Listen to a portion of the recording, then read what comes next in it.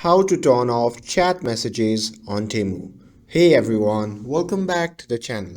In today's video, I'll be showing you how to turn off chat messages on Temu app. So if you're looking for a way to stop those notifications or chats, you have come to the right place. So now without further ado, let's get started.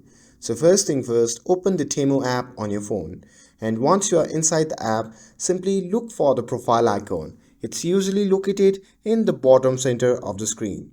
And once you are in your profile section, simply tap on the gear icon shown in the top right corner of the screen.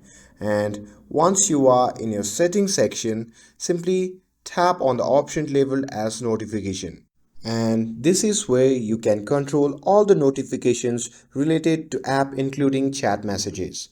Now here you can see the option labeled as edit below the chat messages. So simply tap on that.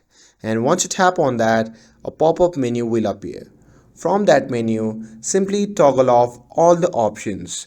And once you're done with that, you should no longer receive chat alerts or messages popping off from other users on Temu. And that's it. Now you have successfully turned off chat messages on Temu app. With this, if you found this video helpful, then don't forget to like, share and subscribe to get updated for more videos. Thanks for watching and I'll see you in the next video.